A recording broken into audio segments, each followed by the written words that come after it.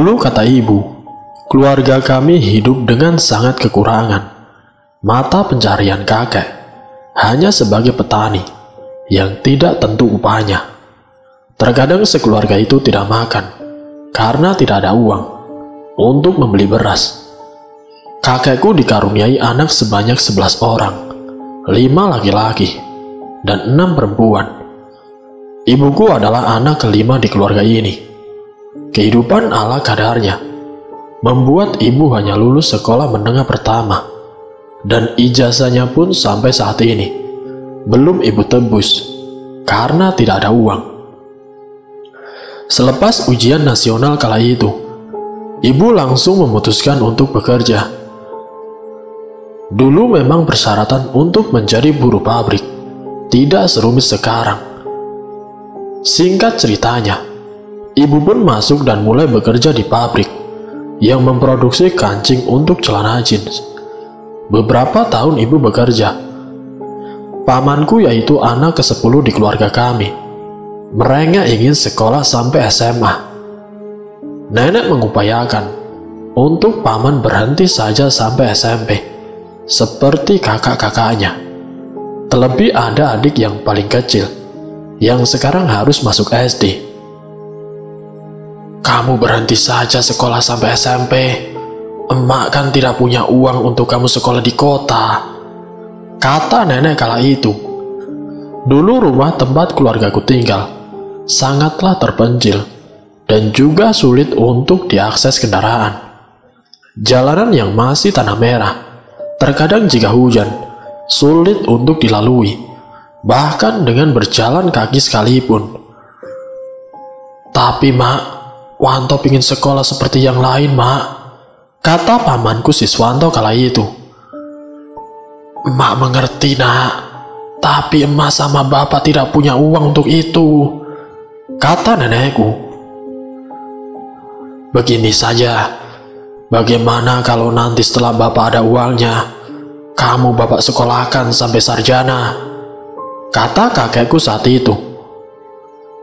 Baiklah pak, maaf ya pak, Wanto sudah memaksa bapak untuk menyekolahkan Wanto, kata pamanku berlalu, meninggalkan kedua orang tuanya di rumah kayu beralaskan tanah merah ini. Beberapa bulan kemudian, ibu pulang dari perantauannya di kota. Butuh waktu berhari-hari untuk ibu sampai di rumahnya. Begitu ibu sampai, ibu disambut oleh kepulan asap di dapur.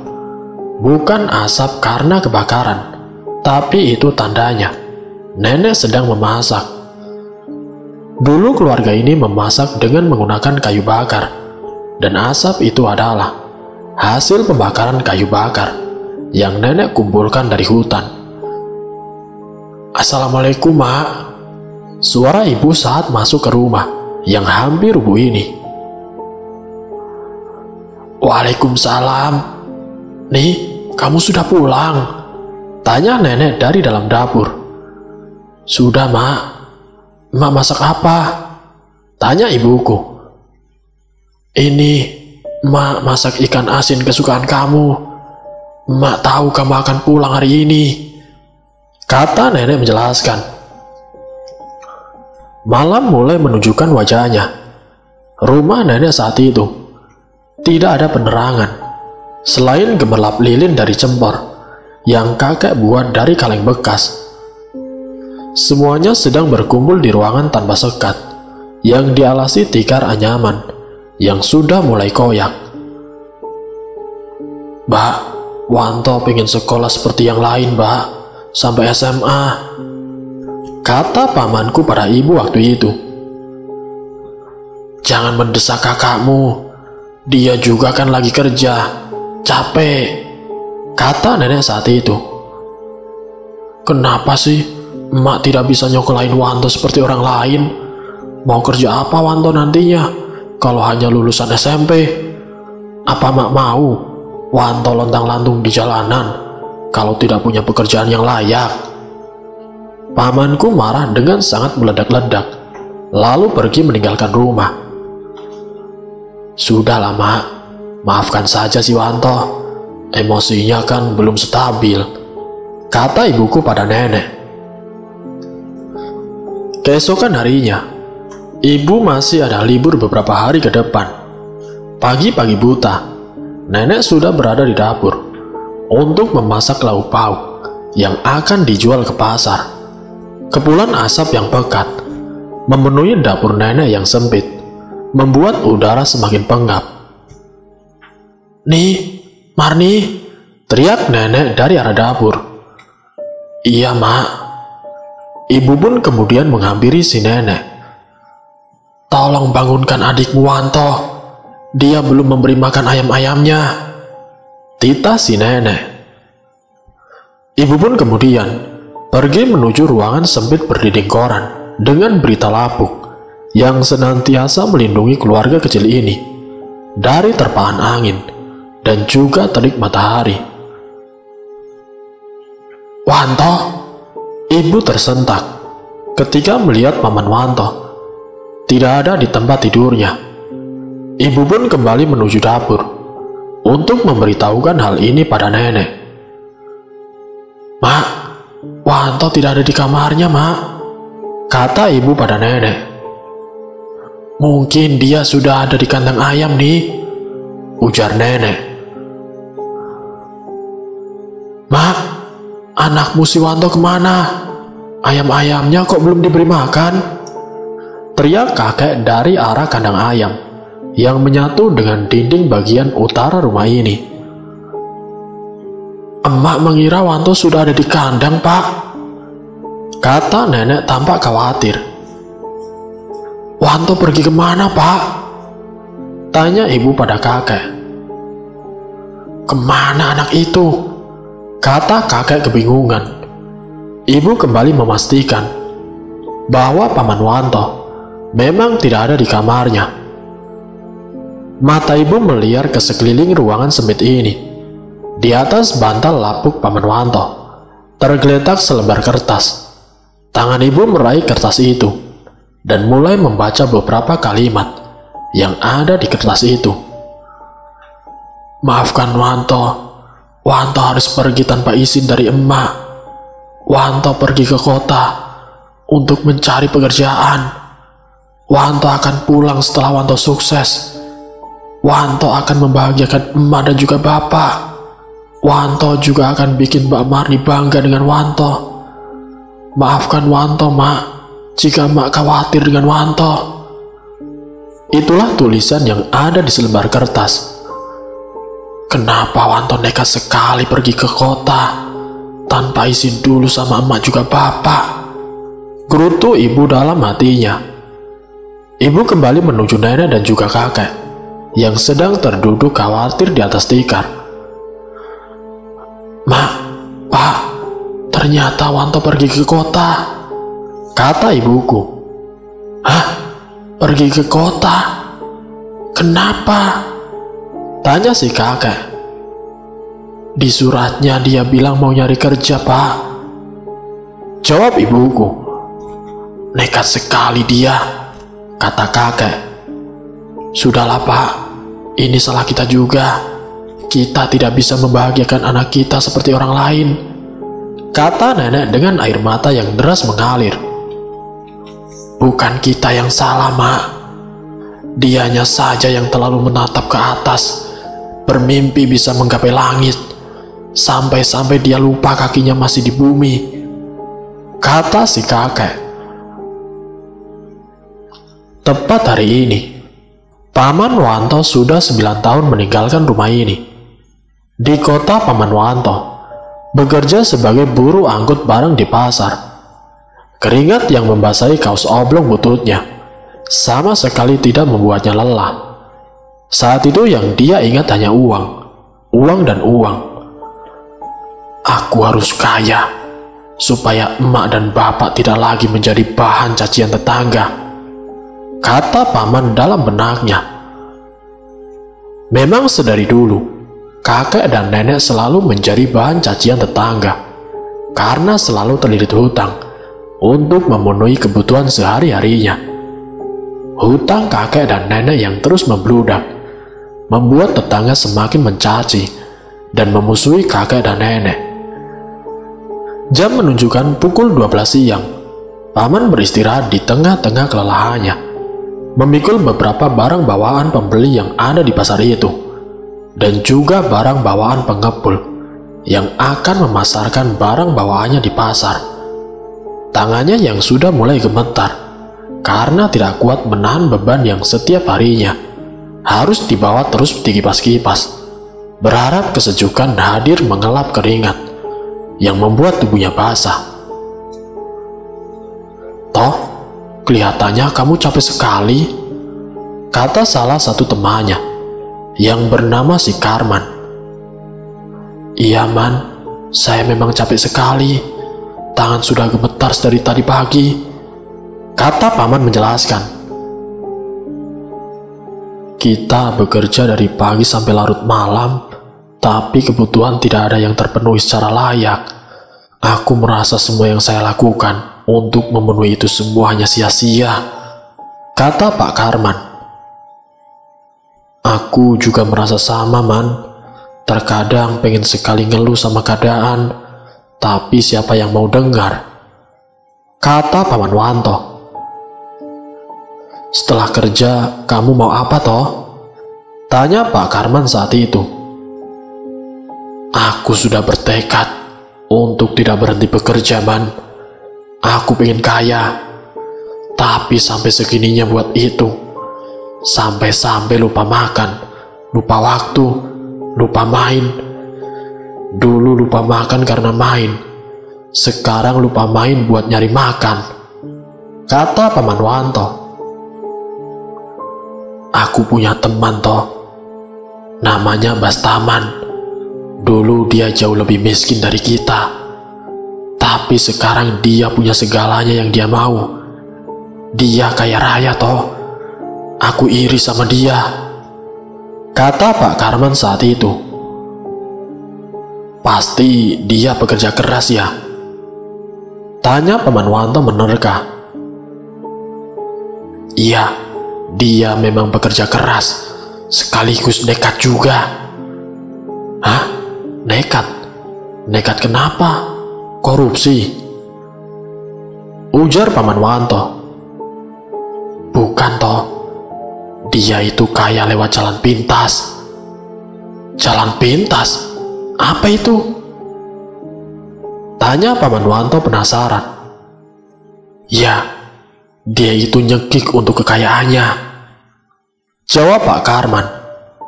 "Hah? Nyekik itu apa, Man?" tanya paman yang tidak tahu apa-apa kala itu. "Kamu itu bagaimana sih toh? Orang dari kampung kok tidak tahu nyekik?" ujar Pak Karman. "Saya benar-benar tidak tahu, Man," kata Paman Wanto. "Nyekik itu semacam ritual pemujaan untuk mendapatkan kekayaan toh," jelas Pak Karman. "Ritual pemujaan?" Paman tertegun mendengar hal itu. "Sepertinya itu menyeramkan sekali ya, Man," ujar Paman Wanto. "Kalau untuk urusan perut, tidak ada yang menyeramkan toh," kata Pak Karman. "Ah, gila kamu, Man," kata pamanku sembari tersenyum. "Kamu mau nyekik juga toh?" tanya Pak Karman, membuat pamanku terkejut. "Ah, enggak, itu dosa, Man. Aku tidak mau," kata pamanku bergidik ketakutan. "Katanya mau kaya. Kalau kerjaanmu hanya kuli panggul seperti ini, bukan kekayaan yang akan kamu dapat, tapi yang ada, kamu keburu mati sebelum kaya karena kecapean manggulin karung-karung itu," ujar Pak Karman. "Ah, lebih baik saya mati saat kerja daripada saya mati saat muda, Man," kata pamanku. Beberapa bulan kemudian, pamanku terserang penyakit. Seluruh badannya menggigil parah, yang membuat tidak bekerja beberapa hari terakhir. Paman pun memutuskan untuk pulang ke kampung. Tangannya mulai merogoh ke dalam dompet kain yang sudah rusak itu. Diambilnya beberapa lembar uang yang ada di dompet itu, Setelah dihitung berkali-kali, uang yang tersisa hanya cukup untuk ongkos pulang pergi nantinya. Sedangkan untuk berobat, tidak ada uang sama sekali. Uang ini hanya cukup untuk pulang. Tidak apalah, aku harus tetap pulang, kata pamanku. Dia mulai mengemas beberapa barang yang akan dibawa untuk pulang. Dengan gemetar, pamanku pulang menuju kampung. Sekitar 4 jam perjalanan, pamanku sampai di kampung. Perjalanan menuju rumah masih sekitar setengah jam lagi. Pamanku berjalan dengan tergopoh-gopoh dan sesekali berhenti untuk beristirahat. Awan mulai menggulung cahaya matahari. Rintik-rintik air hujan sudah mulai berjatuhan dari langit. Langkah pamanku terasa sangat memberat. Ditambah tubuh yang semakin gemetar, membuat langkah pamanku untuk segera sampai di rumah terasa semakin menjauh. Tatapan mata pamanku saat itu mulai tidak fokus. Semuanya nampak membayang dan juga meredup. Pamanku terus menguatkan tubuhnya untuk tidak rubuh di jalan. Terlebih tidak ada orang sama sekali yang melintas.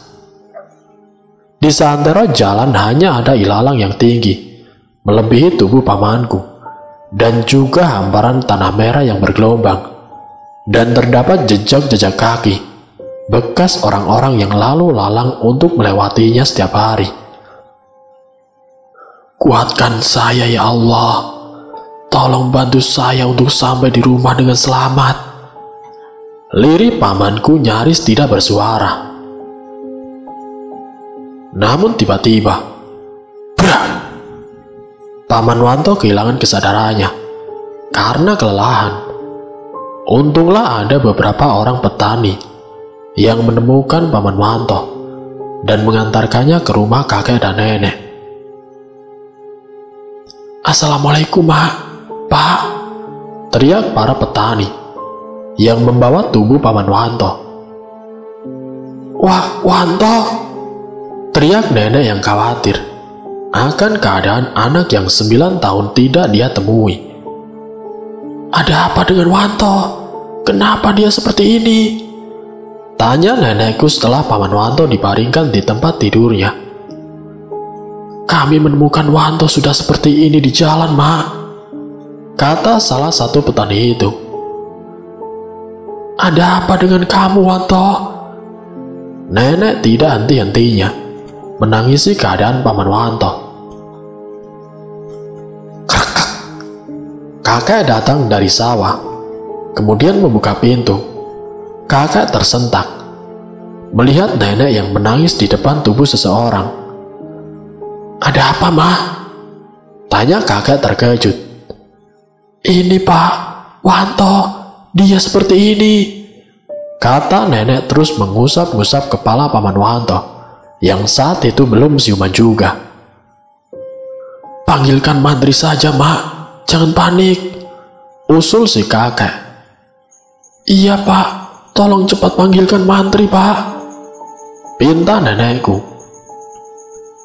Lalu kemudian kakek pun pergi memanggil mantri di kampung sebelah untuk memeriksakan keadaan Paman Wanto. Sekitar 45 menit kemudian mantri itu datang dan memeriksa keadaan Paman Wanto. Anak emak sama bapak cuma kelelahan saja, kata mantri itu. Beberapa saat kemudian paman pun siuman. Mak, Pak, lirih pamanku. Wanto, nenek langsung memeluk anaknya. Kenapa kamu pulang, Wanto? Apa kamu sudah sukses seperti janji kamu di surat? Kata kakekku. Wanto sakit, Pak, kata pamanku dengan lirih. Di surat kamu bilang akan pulang setelah sukses, kata si kakek. Sudah, Pak, kasihan si Wanto, kata nenek. Manjakan saja terus anakmu itu, kata si kakek. Beberapa hari Paman berada di rumah, dengan hati yang dipenuhi gejolak amarah pada kakekku yang terus-menerus menyindir kepulangannya yang tidak sesuai dengan yang dia janjikan. "Kamu masih sakit?" tanya kakek pada Paman Wanto. "Masih, Pak, masih menggigil," jawab Paman Wanto. "Makanya jangan sok-sokan pengen merantau ke kota. Kota itu hanya diperuntukkan bagi mereka yang kuat mental dan fisiknya. Lah kamu ini apa?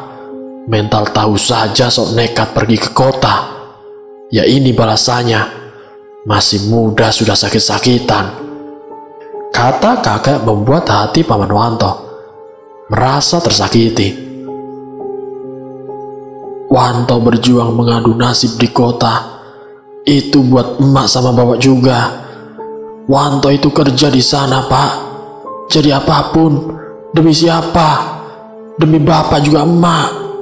Supaya kalian tidak terus-menerus jadi bahan gosipan tetangga," kata Paman Wanto dengan nada gemetar. "Lalu, apa yang sudah kamu berikan untuk itu semua? Untuk kembali mulut-mulut mereka yang mencaci kita? Apa, Wanto?" kata kakek dengan pacul di pundaknya. Pamanku saat itu hanya diam saja. Air mata seketika berjatuhan, seperti hujan yang membasahi kedua pipinya. Pamanku memang merasa apa yang dia lakukan belum dapat merubah keadaan keluarga kecilnya. "Sini kamu lihat." Kakek menarik tangan Paman Wanto menuju luar rumah. Keduanya berdiri menghadap di bagian depan rumah kayu yang sudah usang. "Kamu lihat, rumah ini pasti akan rubuh. Cepat atau lambat, kita harus pindah dari rumah ini," kata kakek marah-marah. Rumah kayu yang ditopang beberapa pilar kayu ini bentuknya sudah tidak lagi tegak. Terpaan angin sudah membuat rumah ini miring ke kiri, tepatnya di bagian kamar yang biasa ditempati Paman Wanto dan juga adiknya, yaitu Paman Wisnu. "Bapak sudah menambah lagi beberapa kayu untuk menopang bagian yang miring supaya tidak jatuh, tidak roboh. Kayu-kayu yang jadi penopang ini pun akan rubuh juga, karena ini bukan kayu baru, melainkan kayu lama yang sengaja Bapak simpan.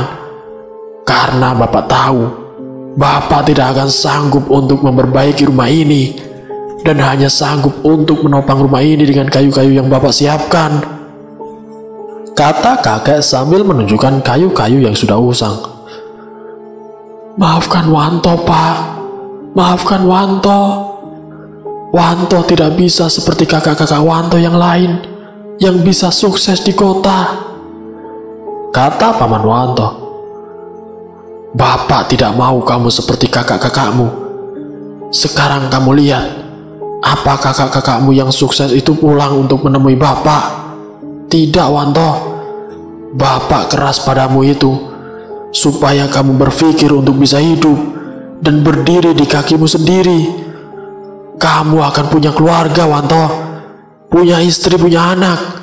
Kalau sikapmu masih saja lemah seperti ini, bagaimana kamu bisa menjaga mereka nanti?" kata kakek menjelaskan panjang lebar. "Maaf, Pak.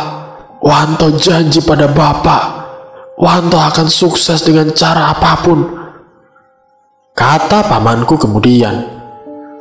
"Bapak tidak butuh janji-janjimu toh. Buktikan saja.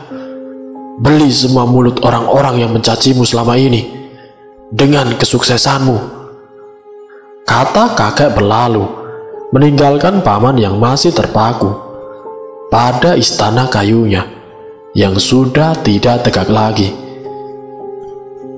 1 minggu kemudian, Paman Wanto kembali ke kota untuk melanjutkan pekerjaannya demi kehidupan keluarga yang lebih baik.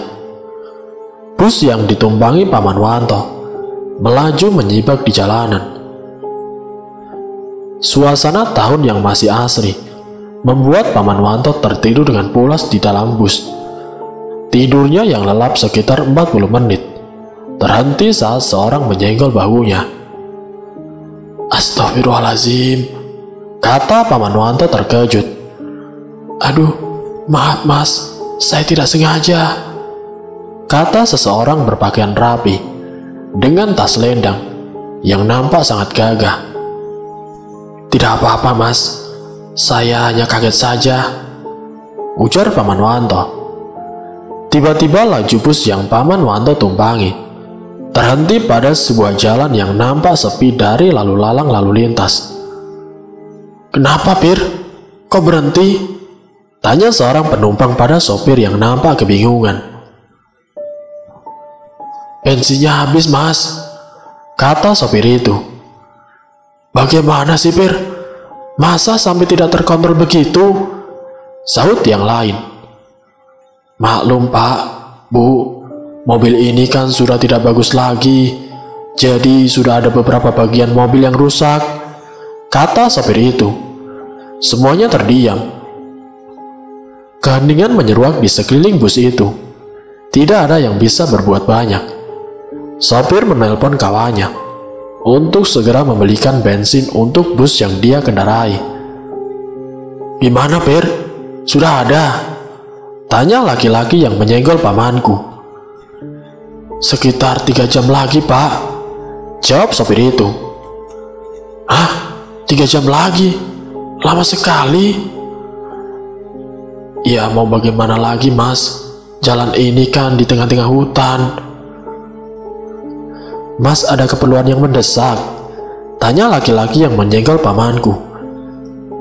"Aku harus cepat-cepat sampai di kota, supaya aku bisa langsung bekerja." "Mas bekerja kantor kah? Di kantor apa mas?" "Kalau saya bekerja di kantor berita lokal mas," tanya laki-laki itu. "Bukan mas, saya hanya buruh panggul di pasar. Ya maklumlah, ijazah saya kan hanya SMP. Keluarga saya kekurangan mas, terlebih saudara-saudara saya juga banyak," jawab Paman Wanto. "Saya juga hanya lulusan SMP kok," ujar lelaki itu. "Oh ya, mas hebat ya, lulusan SMP bisa bekerja di kantoran," kata pamanku. "Kalau kita mau sukses harus nekat mas, segala resiko apapun harus berani kita ambil," ujar lelaki itu. "Saya tidak berani mas, karena saya harus bilang dulu tentang pekerjaan itu pada keluarga saya," kata pamanku. "Kalau mas berdiskusi dulu dengan keluarga, kesempatan untuk mas kaya mungkin bisa saja hilang, keburu diambil orang mas. Kalau saya sih, apapun saya hajar mas, dan uangnya semua saya berikan untuk orang tua saya di kampung. Kalau kita setiap pulang bawa uang, keluarga keburu bangga, dan tidak ada waktu buat nanya yang macam-macam tentang pekerjaan kita," ujar orang itu. Paman Wanto hanya diam dan berusaha mencerna setiap yang dikatakan laki-laki itu. Selama ini mungkin kesuksesan Paman Wanto terhalang karena paman terlalu banyak berdiskusi tanpa berani mengiyakan setiap kesempatan yang datang padanya. Begitu pikir pamanku saat itu. Kini Paman Wanto seperti mulai tersadarkan akan apa yang menghalangi kesuksesannya di kota. "Iya mas, mungkin saya..." "Mas, loh mas," pamanku kebingungan karena laki-laki yang menjadi lawan bicaranya tiba-tiba menghilang.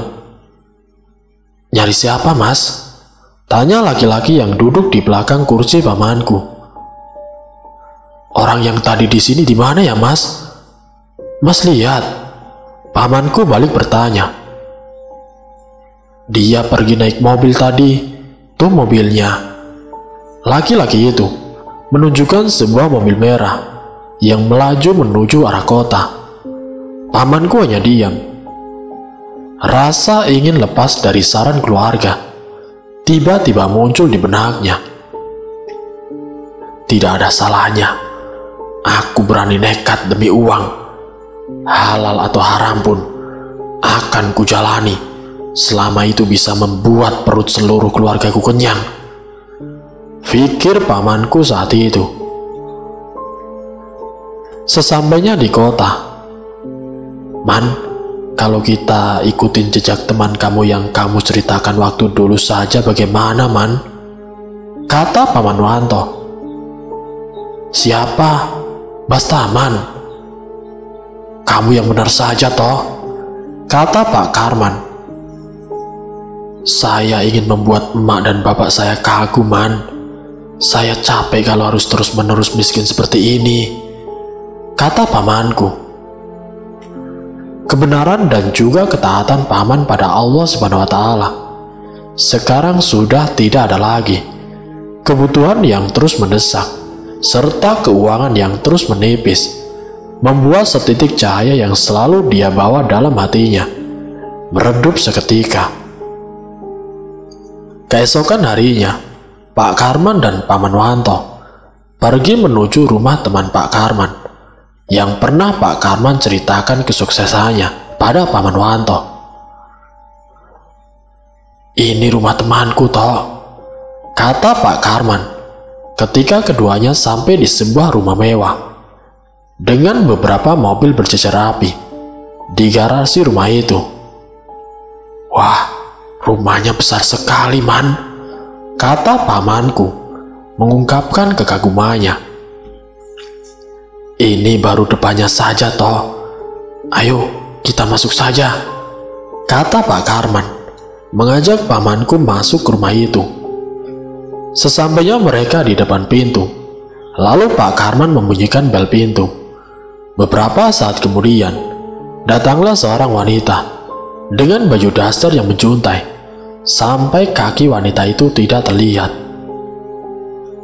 "Mau ketemu siapa, Mas?" tanya wanita itu. Ada yang aneh dari wanita ini. Sedari tadi dia hanya tertunduk tanpa melihat ke arah kami sama sekali. "Pak Bastamannya ada, Mbak?" tanya Pak Karman. "Ada, Bapak masuk saja," kata wanita itu, mempersilahkan untuk masuk. Pak Karman dan Paman Wanto masuk ke dalam rumah itu. Melihat sekeliling rumah teman Pak Karman ini membuat Paman Wanto terkagum dan ingin segera memiliki hal yang sama dengan Pak Bastaman. "Karman?" sapa seorang dari arah belakang. "Bastaman, apa kabar?" tanya Pak Karman. Keduanya saling berjabat tangan. Sepertinya mereka sudah lama tidak bertemu. "Ini siapa, Man?" tanya Pak Bastaman pada pamanku. "Oh, ini namanya Wanto. Dia temanku di pasar. Kuli panggul juga," kata Pak Karman. Dengan sangat lembut, Pak Bastaman menyalami pamanku dan mempersilahkan tamunya untuk duduk. "Ada yang bisa saya bantu, Man?" tanya Pak Bastaman. "Begini, Bas. Kami ini sudah lelah dengan pekerjaan kami sehari-hari. Kerja dari siang bahkan sampai pagi lagi.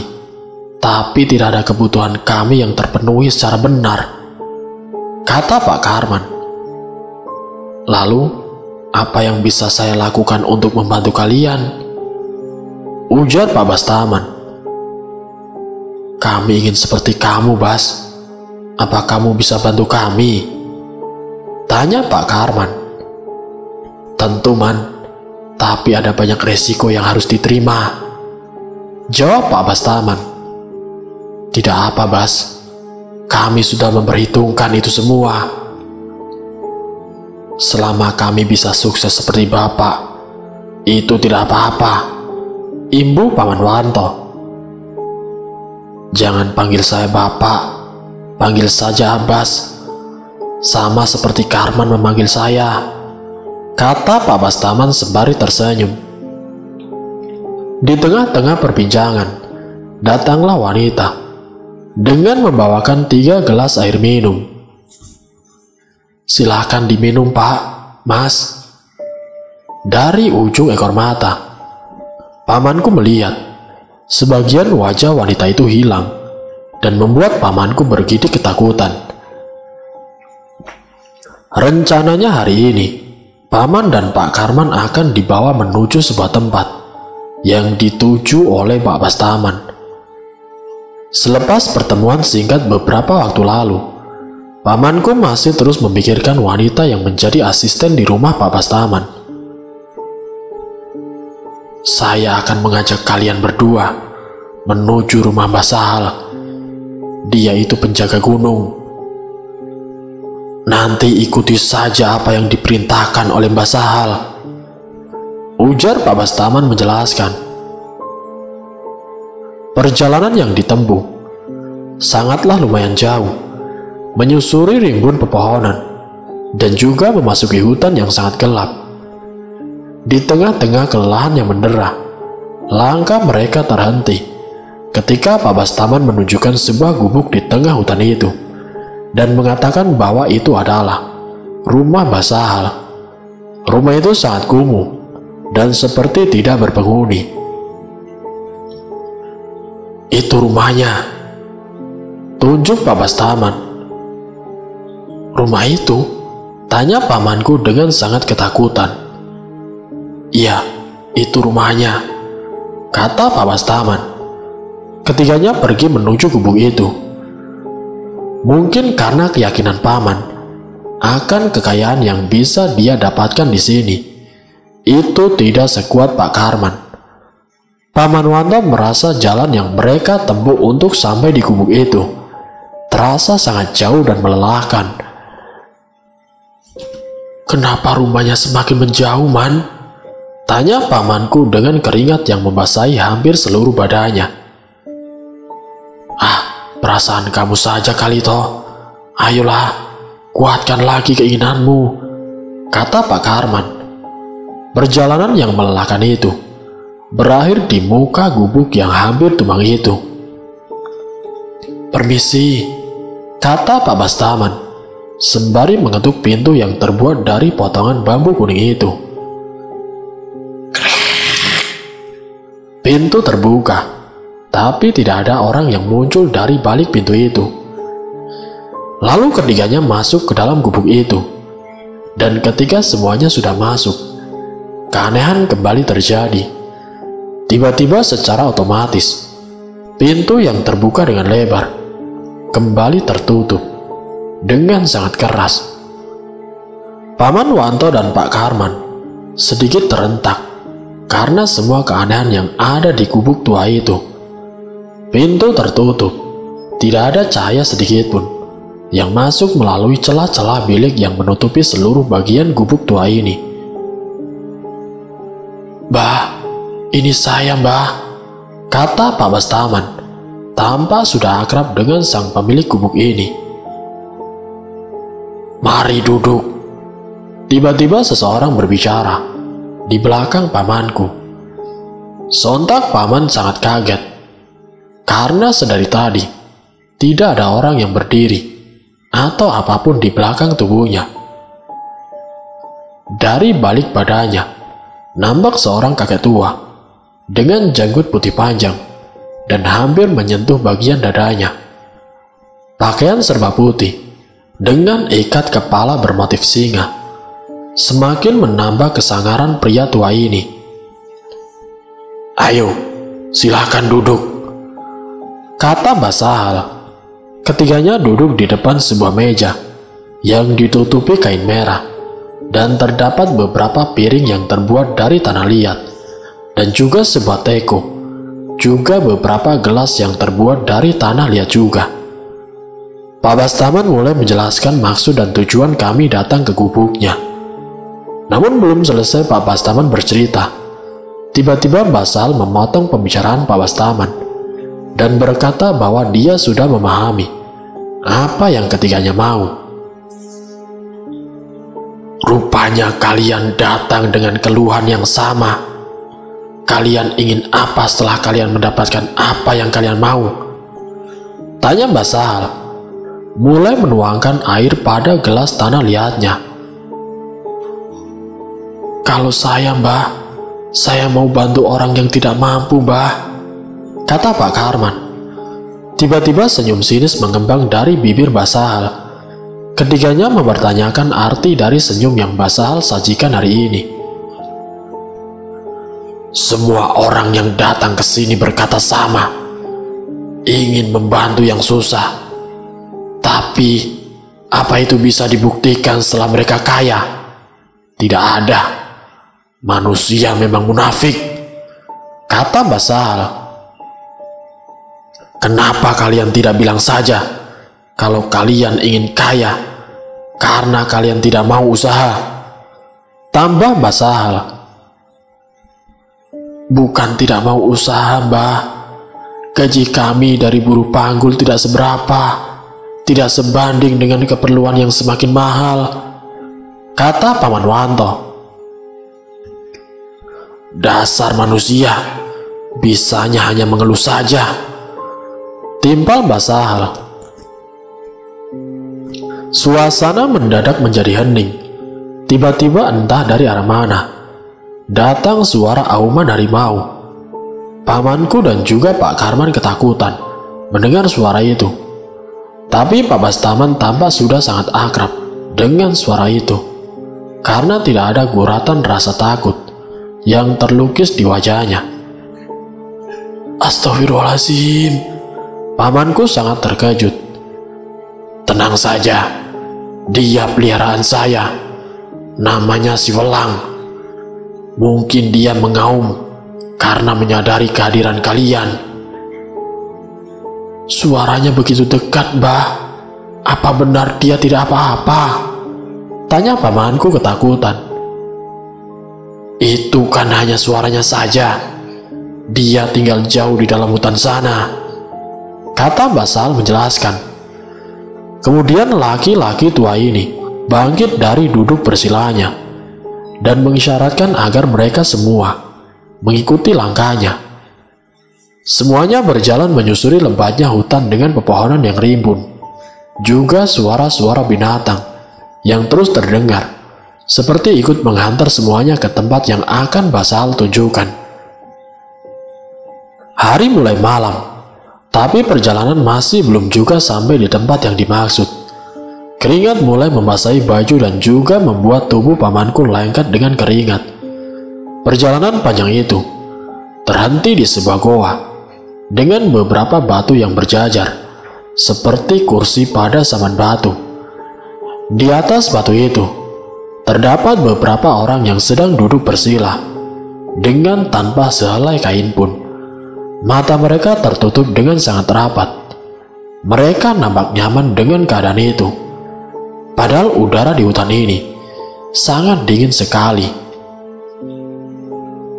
"Disinilah kalian akan bertapa untuk beberapa hari ke depan," kata Mbah Sahal, menunjukkan dua batu yang kosong. "Berapa lama kami harus diam di sini, Mbah?" tanya Pak Karman. "Sampai hajat kalian terwujud," jawab Mbah Sahal. "Apa tandanya kalau hajat kami sudah terwujud, Mbah?" tanya Pak Karman.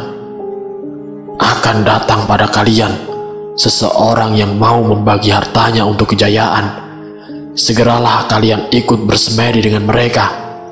Lepas seluruh pakaian kalian dan mulailah kalian pejamkan mata kalian," perintah Mbah Sahal. "Baik, Mbah," kata Pak Karman. "Saya akan kembali. Bersungguh-sungguhlah kalian meminta. Jika kalian bermain-main dengan semuanya, kalian akan menjadi penopang kerajaan yang selanjutnya," kata Mbah Sahal berlalu meninggalkan pamanku dan juga Pak Karman di bongkahan batu itu. Pak Bastaman pun turut dibawa turun oleh laki-laki tua itu. Tinggallah pamanku Pak Karman dan beberapa orang yang nyaris seperti mayat hidup. Pak Karman mulai melepas pakaiannya dan naik ke atas batu yang nampak menyeramkan dengan segala macam jenis makanan dan juga dupa yang terus terbakar. Kaya, kaya. Pak Karman seperti kegirangan di atas batu itu. Mata Pak Karman mulai terpejam. Pamanku Wanto terus memperhatikan setiap inci batu itu. Tiba-tiba sekelebat, pamanku melihat batu itu adalah kumpulan tengkorak manusia yang sangat menyeramkan. Pamanku mengucuk matanya, dan anehnya batu itu kembali menjadi bentuk dan wujudnya semula. Mungkin karena aku melamun saja, pikir Paman Wanto kala itu. Di kegelapan malam yang nyaris tanpa ada cahaya sedikit pun, jika bukan dari ujung dupa yang terus mengeluarkan asap tanpa henti, aroma dupa yang terus menguap, seakan menembus rimbunan pepohonan yang rindang. Orang-orang semakin memperdalam apa yang menjadi keinginannya. Pamanku masih ragu akan apa yang kini sedang bergulir di hadapannya. Dalam keadaan mata yang terpejam, pamanku mulai berkomat-kamit, membacakan mantra atau ajian yang diberikan Basal kepadanya sebelum semedi dimulai. Pamanku mempererat pejaman matanya. Angin mulai masuk, menyusup ke lebatnya dedaunan, dan membuat dedaunan itu mengeluarkan suara karena bergesekan dengan daun yang lain. Keanehan kembali muncul. Udara di sekeliling hutan ini seakan membuat kepala pamanku dipaksa memikirkan apa yang sedang terjadi. Siuran angin malam yang normalnya terasa dingin sekarang malah terasa sangat hangat di tubuh pamanku. Tubuhnya seperti tidak merasakan angin yang meliuk di tempat ini. Pejaman matanya semakin diperdalam. Saat itu pamanku merasa tubuhnya tidak lagi menyentuh batu yang ia duduki. Tubuhnya seperti melayang, tapi entah kemana tubuhnya dan oleh siapa tubuhnya dibawa. Sekelebat pamanku mendengar bunyi tabu-tabuan gamelan yang semakin lama semakin jelas. Perlahan pamanku membuka matanya. Di hadapannya ada begitu banyak orang yang sedang menari dengan diiringi tabuan gamelan khas Jawa, dan beberapa orang penari yang tampak gemulai membawakan tarian Jawa itu. Riasan yang tidak begitu menor dan wajah para penari yang sangat cantik setidaknya membuat pamanku jatuh hati. Pamanku kala itu teringat bahwa dia tidak ditutupi benang sehelai pun. Matanya menatap tubuh bagian bawahnya. Keanehan kembali terjadi karena pamanku sudah memakai kain batik yang menutupi tubuh bagian bawahnya sampai ke lutut. Dia pun sudah memakai baju oblong putih dan ikat kepala yang secara gaib terikat kuat di kepalanya. "Aku di mana?" tanya pamanku pada dirinya sendiri. Pamanku mulai berjalan mendekati keramaian itu. Ada satu wanita yang sedari tadi mencuri perhatiannya. Wanita itu sangat cantik dengan kebaya serba putih dan kepalanya penuh dengan aksesoris bunga melati.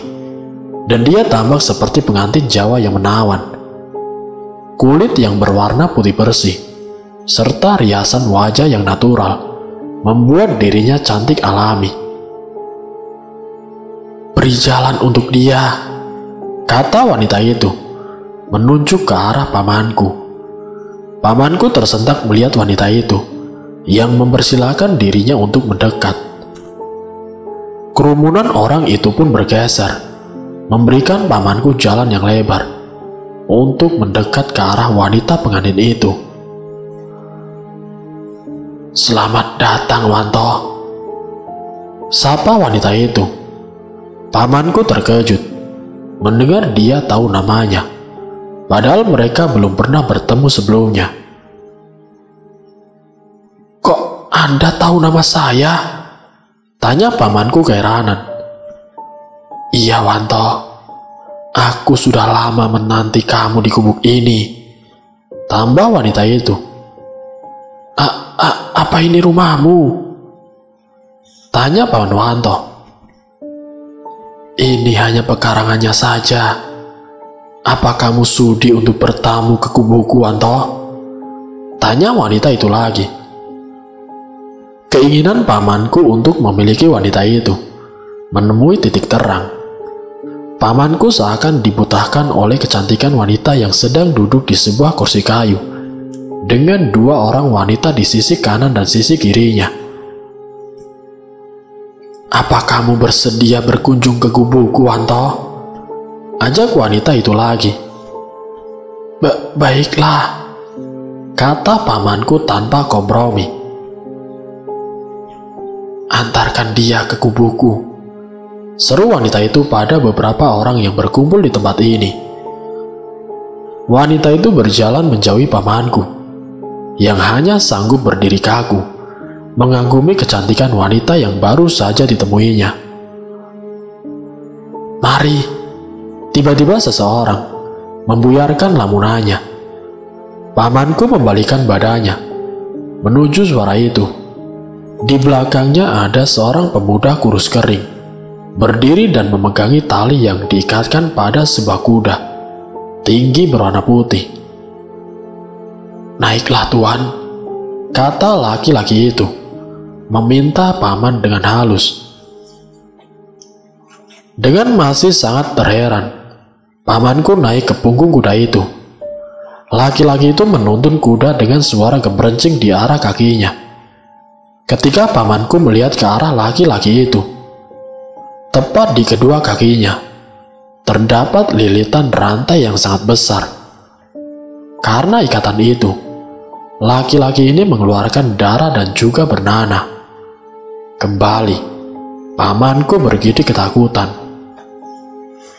"Mas," pamanku berbisik ke arah telinga laki-laki yang menuntun kuda itu.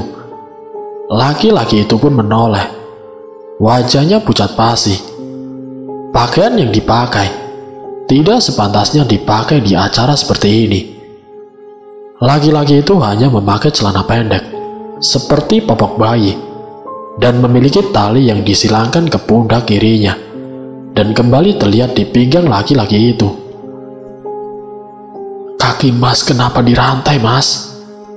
Terus wanita tadi itu siapa?" tanya pamanku pada laki-laki itu. Tapi sangat aneh, dia hanya menatap ke arah muka pamanku tanpa ada sepatah kata pun.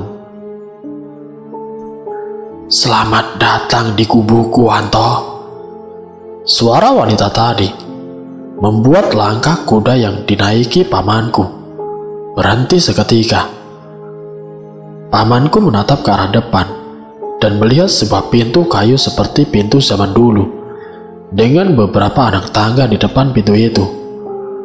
Pamanku turun dari kuda putih itu dan mulai mengikuti langkah kaki wanita yang membuat pamanku berdecak kagum oleh kecantikan yang nyaris sempurna. Pamanku mulai menaiki anak tangga untuk menuju rumah sang wanita. Kembali, keanehan itu terjadi. Setiap kaki pamanku menginjak anak tangga itu, selalu ada jeritan anak manusia yang terdengar dengan jelas, seperti sangat kesakitan. Apa Anda mendengar sesuatu?" tanya pamanku pada wanita itu. "Suara apa? Aku tidak mendengar apapun di sini. Mau sampai kapan kamu memanggil aku dengan sebutan Anda, Wanto?" kata wanita itu. "Maaf, aku memanggil dengan sebutan Anda karena aku tidak tahu nama Anda," ujar pamanku. "Namaku Nawangsi, Wanto. Panggil saja aku Nyi Wangsi." "Baik, Nyi." Kemudian langkah pamanku terhenti di sebuah ruangan yang sangat luas, dengan ukiran-ukiran aneh berwarna kuning dan beberapa guci tanah liat yang nampak berdebu. "Ini gubuku, Wanto. Kamu bebas melakukan apapun di sini. anggaplah rumahmu sendiri, kata Nyi Wangsi, setengah berbisik di telinga pamanku. Aroma melati menyeruak ke sekeliling penjuru ruangan ini. Aku tahu apa yang menjadi keinginanmu selama ini, dan di sini kamu bisa mendapatkan apapun yang kamu mau, ujar Nyi Wangsi. Apapun itu? Tanya pamanku. Iya Wanto, kata Nyi Wangsi sangat menggoda. Kalau aku minta kejayaan, ujar pamanku. Bisa Wanto, jawab Nyi Wangsi. Kekayaan? Bisa Wanto. Berikan aku kekayaan itu, Nyi, kata pamanku dengan menengadahkan tangan ke depan Nyi Wangsi. Baiklah Wanto, akan aku berikan kamu kekayaan itu. Tapi ada syarat yang harus kamu penuhi, ujar Nyi Wangsi. Syaratnya apa, Nyi? Tanya pamanku. Nanti di rumahmu, kamu harus mengosongkan satu kamar untukku. Dan setiap malam Jumat, aku akan datang ke rumahmu. Gauli aku seperti kamu menggauli istrimu. Apakah kamu sanggup, Wanto? Ujar Nyi Wangsi menjelaskan. Aku belum memiliki istri, Nyi. Kamu akan segera menikahi seorang wanita yang sudah lama kamu cintai, ujar Nyi Wangsi. Apa wanita yang Nyi Wangsi maksud itu adalah Rita? Tanya pamanku. Rita adalah anak pemilik sawah yang sedang digarap oleh kakekku. Dia sangat cantik dan juga kaya raya. Bapaknya pun juragan tanah yang terkenal di kampung. Banyak laki-laki yang ingin meminangnya. Salah satunya pamanku. Tapi pamanku hanya sanggup memendamnya dalam hati karena perbedaan kasta yang terlalu mencolok di antara keduanya. Mana mungkin dia mau jadi istri saya, Nyi? Saya kan hanya anak seorang petani saja, Nyi, ujar Paman Wanto. Anak seorang petani itu sebentar lagi akan kaya raya. Tapi ada satu hal yang harus kamu ingat secara terus-menerus, Wanto. Kamu jangan pernah mencintai istrimu melebihi rasa cintamu terhadap aku dan juga kekayaanmu. Apa kamu sanggup, Wanto? Jelas Nyi Wangsi. Saya sanggup, Nyi, kata pamanku dengan lantang. Baiklah, nanti kamu berikan aku kamar yang indah, juga makanan yang banyak. Kamu kunci setiap saat kamar itu. Jangan sampai ada orang lain selain kamu yang masuk ke kamar yang kamu persembahkan untukku, pinta Nyi Wangsi. Baik, Nyi, kata pamanku dengan mantap.